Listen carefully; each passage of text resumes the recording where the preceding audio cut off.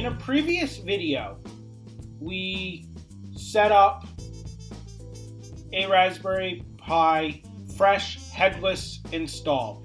What that means is that this Raspberry Pi has never been connected to a monitor. Instead, we put a file that's called SSH into the boot directory, which activates SSH on the Raspberry Pi without having to go into the config file and configure the Raspberry Pi to use SSH. So I'm going to do a series of Raspberry Pi videos, and I'm going to break them down into shorter videos so that somebody that's researching a particular goal can easily find these videos and work through them.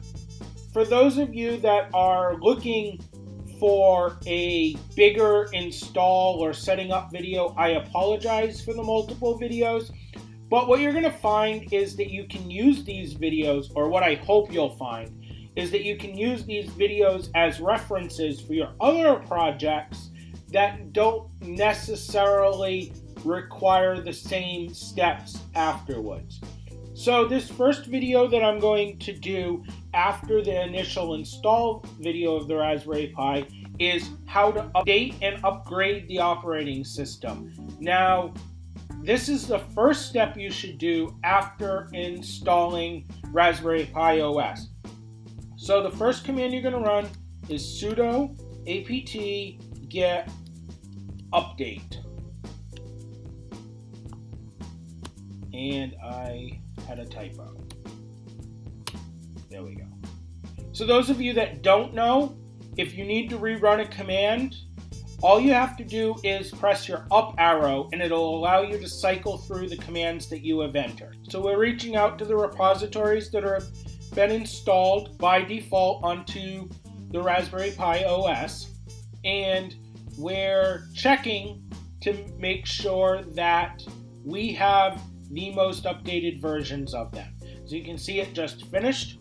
So we're going to run a sudo apt-get upgrade, and then we're going to put a -y after it. What that -y means is that when it asks you if it's okay to install these updates or upgrades, that we automatically tell it, yes, it is. And then we're going to press enter, and it's going to start upgrading the Raspberry Pi OS.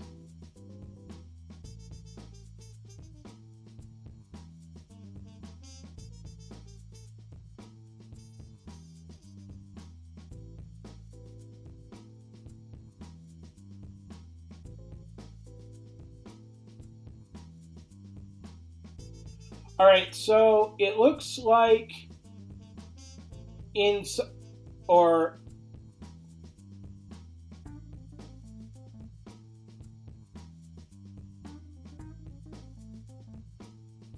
all right, I know what's going on. So we don't have to worry about this error. I know that this was recently removed, and I believe a few others were recently removed from GitHub for similar reasons. So I'm pretty sure this error is just because this latest release of Raspberry Pi happened prior to the whole GitHub YouTube DL scandal that has been going on the last couple of days, and and that's what this is to do with, so we don't have to worry about it. So this concludes my update and upgrade video, and I would also like to make an announcement. If we can hit 1,000 subscribers by January 1st, we're going to give away one free 8 GB Raspberry Pi 4 to a lucky viewer that has liked and subscribed to the Virtualize Everything channel. Hope you enjoyed this video. Have a good night.